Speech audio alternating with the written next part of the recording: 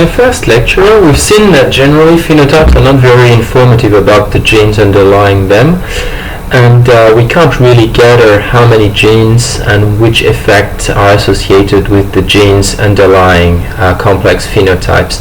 So we need to establish a more elaborate model in order to understand the inheritance of complex traits. This is a little bit beyond simple Mendelian genetics. However, one thing we can draw your attention to is the fact that the degree of resemblance within family allows us to make some assessment on how much genetics is involved in the phenomenon. We don't exactly transfer all the value to the next generation. There's a certain fraction that is missed. However, we can learn something from how much the covariance, how much the variation in the parents influence the variation in the offspring. So this resemblance between relatives can help us to formally calculate how much genetics it's passed from one generation to the next.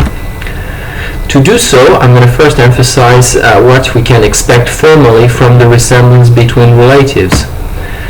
Okay, let's first start with a definition and something Charlie has probably introduced in his lecture, which is the concept of identity by state.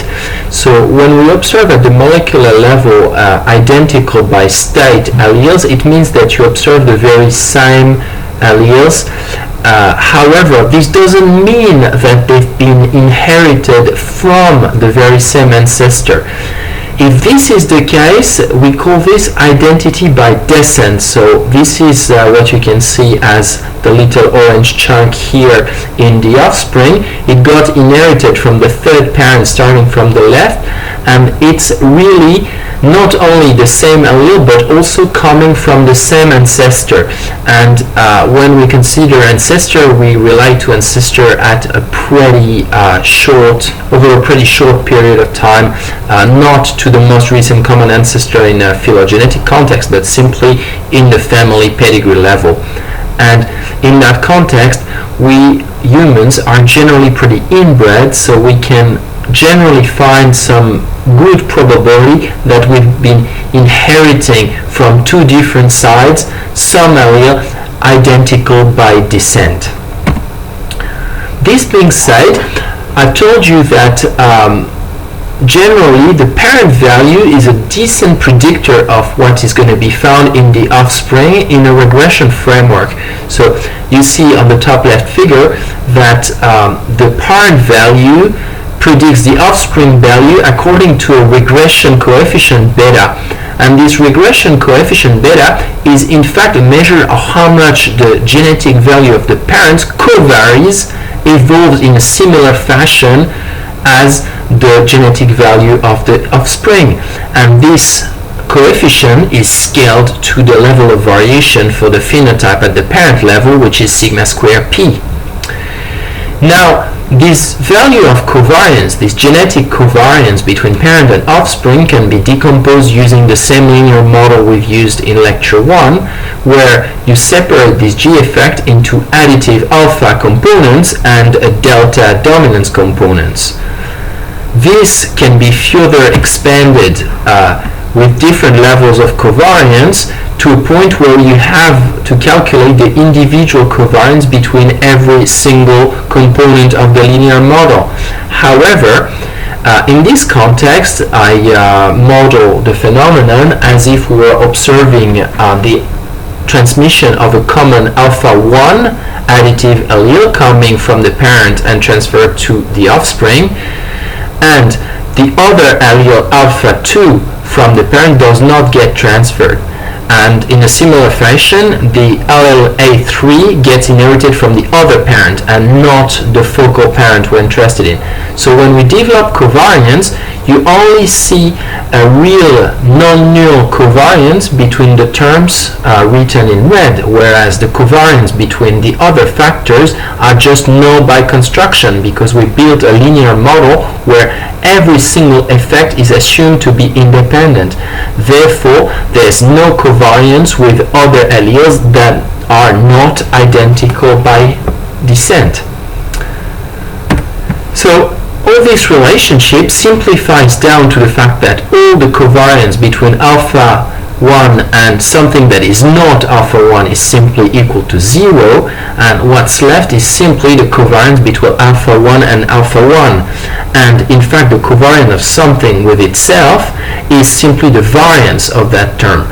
So the covariance between parents and offspring is simply the additive genetic variance for the allele 1 inherited from the parent to the offspring. This in additive fraction is equal to the additive genetic variance from the parent divided by 2, since the transmission of the additive variance is divided by 2, passing from one generation to the next. You're only inheriting one allele from each of the parents, and we're focusing on one single parent. I also provided a more formal demonstration of these, just in case there's people that have more algebraic sensitivity. In that context, we do pretty much the same thing as we did when we demonstrated the expected genotype means, multiplying the frequency of the phenomenon by scale additive plus dominance and half the breeding value inherited from the parents. I'm not going too far on that context, but if people want to know more, they can always ask me questions.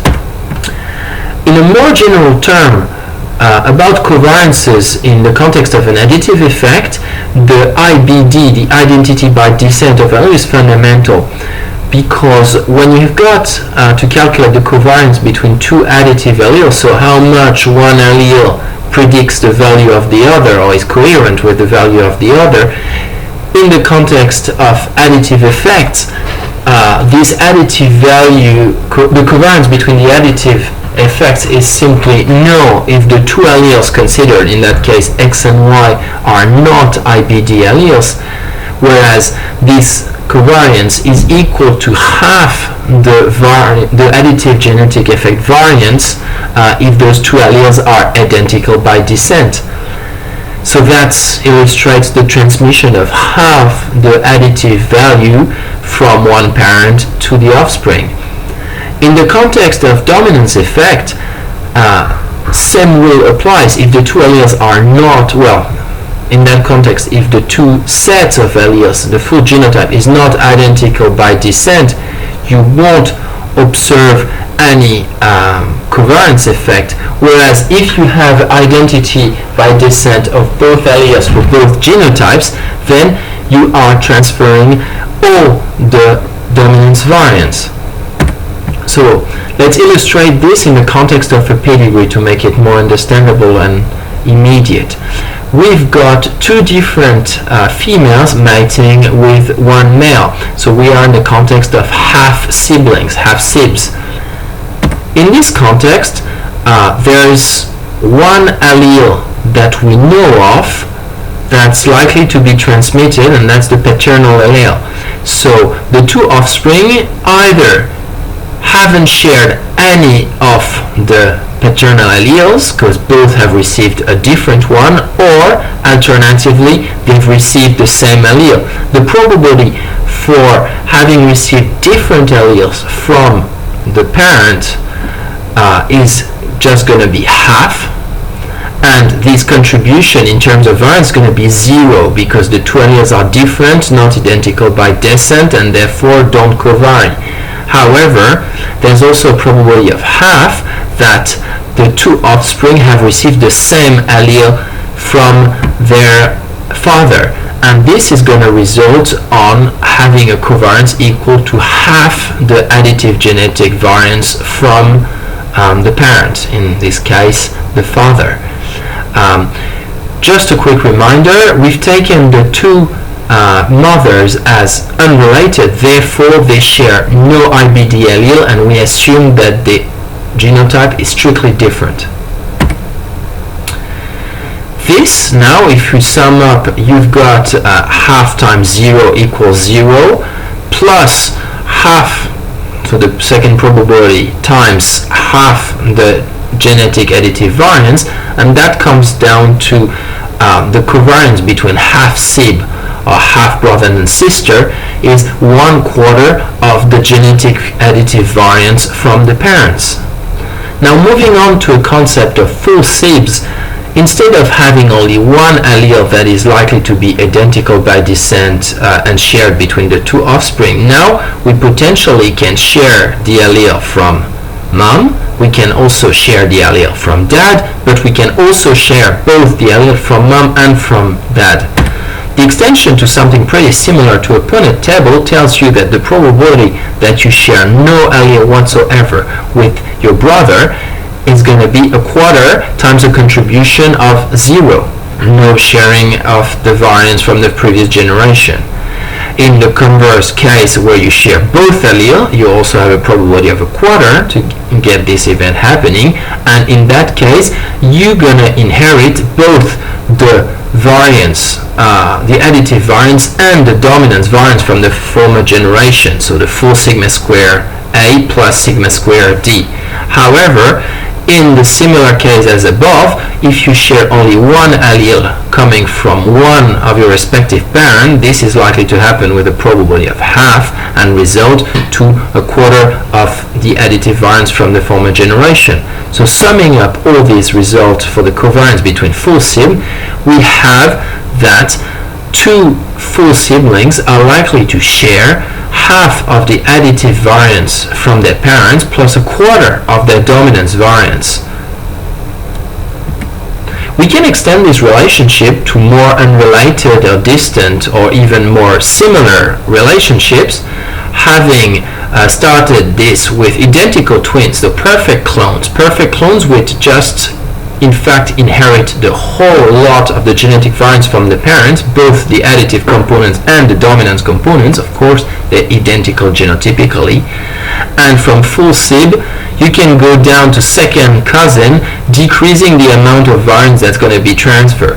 Finally, you end up with the case where unrelated individuals are probabilistically likely to share absolutely nothing, so no covariance in their genetic makeup whatsoever. However, we generally, as good inbreds we are, have a certain degree of covariation due to the kinship, which is based on the identity by state.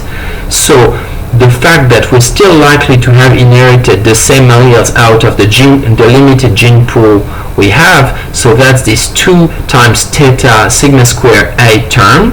So you scale up the total additive genetic variance you have in the parent generation or in the former generation, and that's going to be scaled by how kin or how similar you are with another genotype. To this, you could add a dominance variance term, which is scaled by K2, which is the probability of the two allele being identical by descent. In a more practical context, all what I explained just before about relatedness by family, when we observe different family and we're capable of saying that individuals from or design belong to this and this and this family, sharing a certain degree of relatedness. We've taken a family of cousins, we've taken a family of half-SIB, for instance. That's what I have in the left panel. You have a certain degree of variance that you can explain with family difference, and there's a leftover within family error, which I denoted here sigma square E for environmental variance. And this formulation, which I topped with a little hat, it mentions an estimate, it's something we've derived from experimental data, is highly similar to the formulation of the linear model we had before, with the total variance we've observed can be partitioned between variance among families, which is totally analogous to the genetic variance developed in the model. In that case, the only difference is that it has been measured experimentally, as in the graphs I'm presenting. So in the left-hand side, you typically have family variance that accounts for 50% of the total variance, and on the right-hand side, family variance doesn't explain anything about the trait variation. In the same way as I introduced the genetic variance, this residual variance can be subtracted from the total variance and tell us what is the among family variance. So in that case, typically, if all the variation is genetic, which means that all the individuals of the families are perfect clones, or in case of humans, identical twins, we can say that this among family variance is sigma square G. Just a reminder, this is perfectly analogous using families as genes or alleles combination. In that case, we have the very translational relationship between genetic variance equals among family variance and environmental variance equals within family variance. It's the same thing as when we introduced genetic variance in the first lecture. So now, as a little recap from lecture 1, I wanted to remind you that we've introduced a model that decomposes the trait phenotypic variance into its genetic and environmental effects. The genetic component got split apart between an additive component and a dominant component. The additive component is whichever fraction of the total genetic value that's going to be directly transferred from the parent to the offspring, irrespective of the other parent. While the dominant component will depend on the probability of identity by descent of the two alleles, since we can only compute a dominant term knowing both alleles at a locus. So far in this lecture, we've been kind of using the template of the model developed in lecture 1 to understand a little bit more about what is expected from the relatedness between individuals, and helping to decompose trait variance into covariances between individuals within a family. And this covariance between individual family corresponds to, in fact, the variance among families. In the same way, this was done by first calculating the residual variance, which was left unexplained after family fitting, and this is totally assimilated to the environmental or residual variance in the previous model. So once again, family variance is estimated indirectly from the difference between total phenotypic variance and the residual variance. This is particularly relevant when your family is constituted of identical twins, where you can totally assimilate among family variance to the total genetic variance.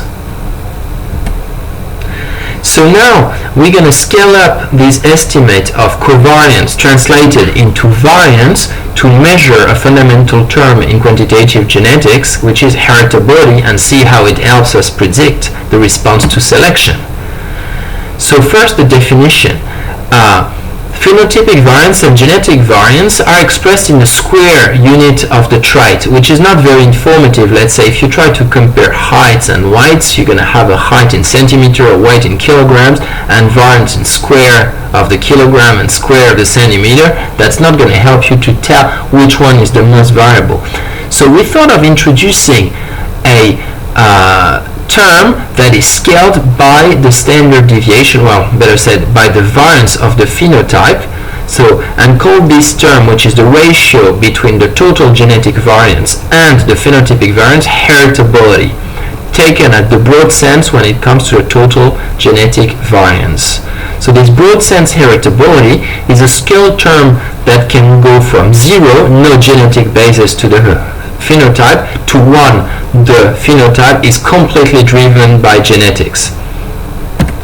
In the same way we did before, we can subdivide this heritability, broad sense heritability, into a just additive component to this heritability by using the additive variance and divide it by the same phenotypic variance. That gives you an estimate of the narrow sense heritability, which is somehow measuring how much genetics there is in your phenotype, but also how much genetics you can be able to immediately transfer to the next generation.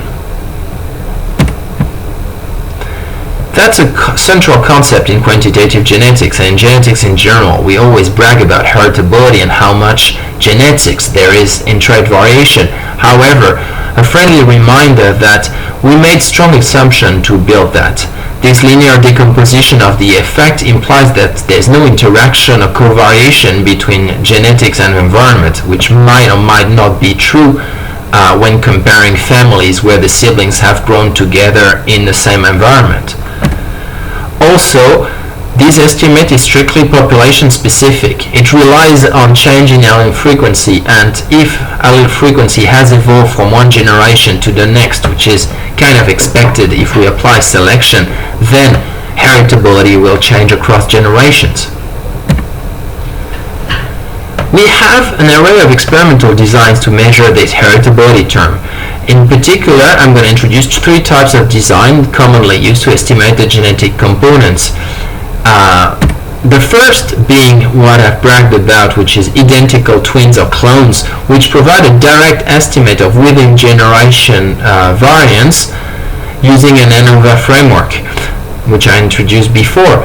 That's pretty easy and straightforward. You just got to measure two individual, well, pairs of individuals and nothing more. However, you've got more established design comparing pairs of parents and offspring in a similar fashion as we did before, and this will provide an estimate over two generations using a regression framework.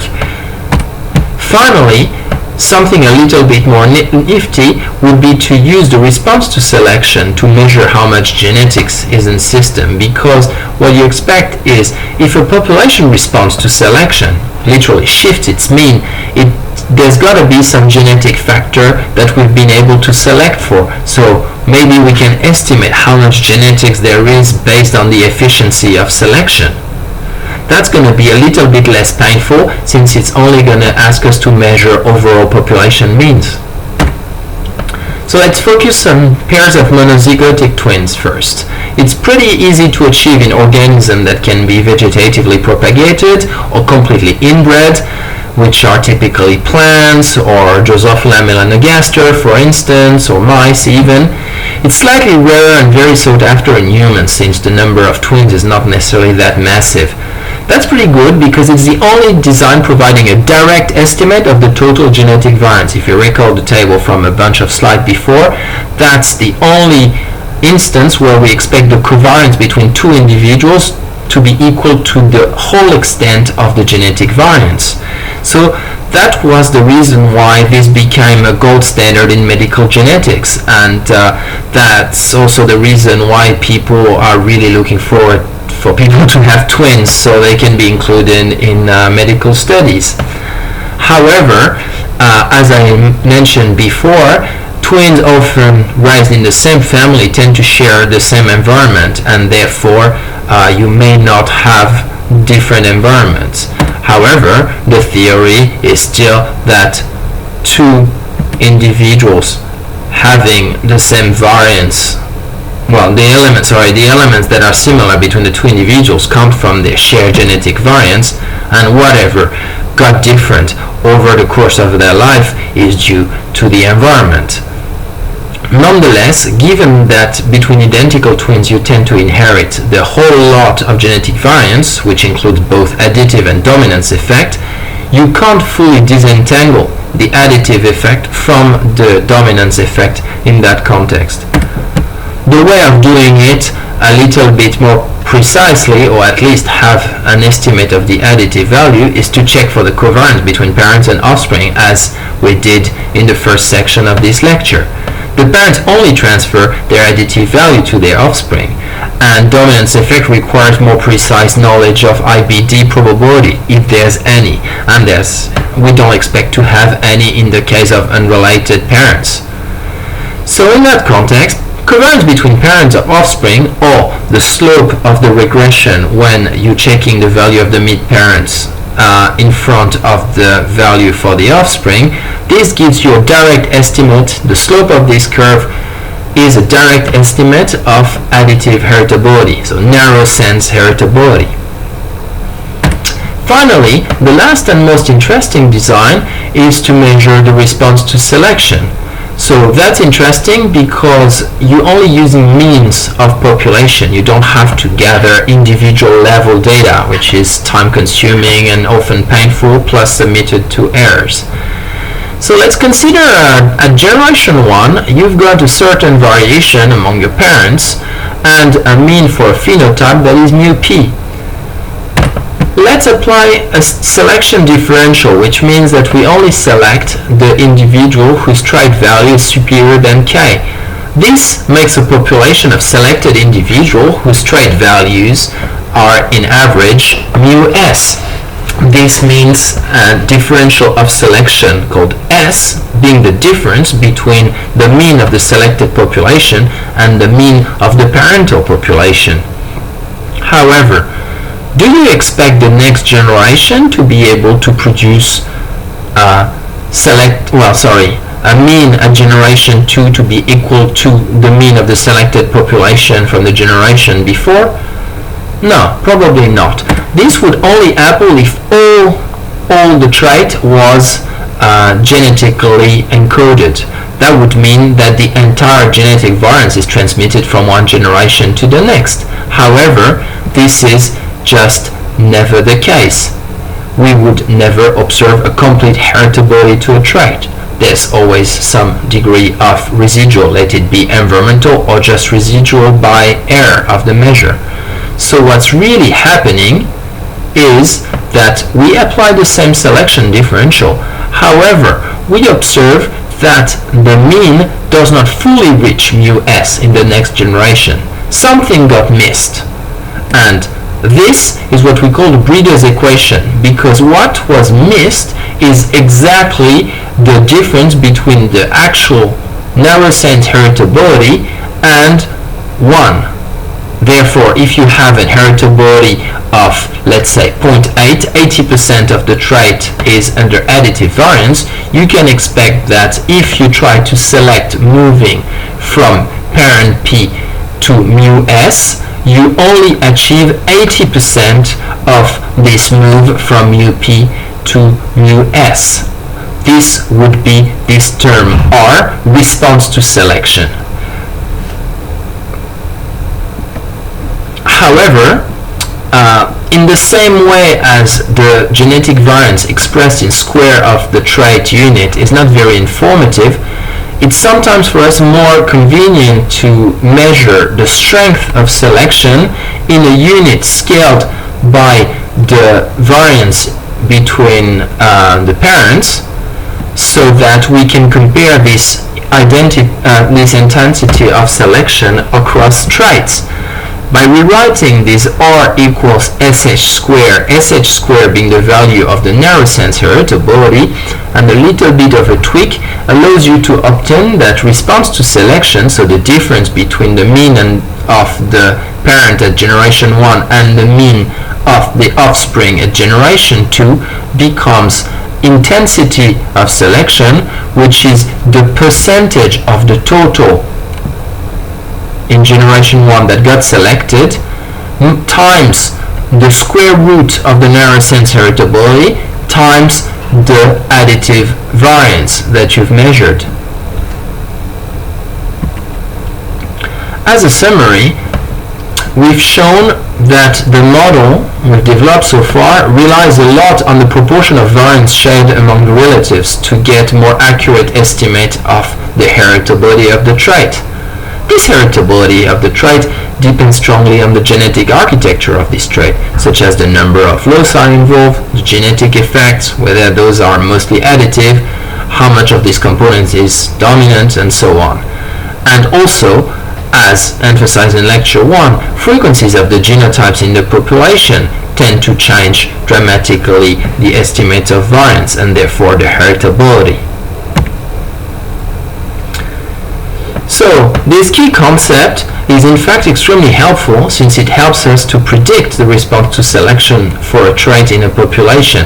And this concept is pretty central to breeding, because we always want to improve our crops and cattle.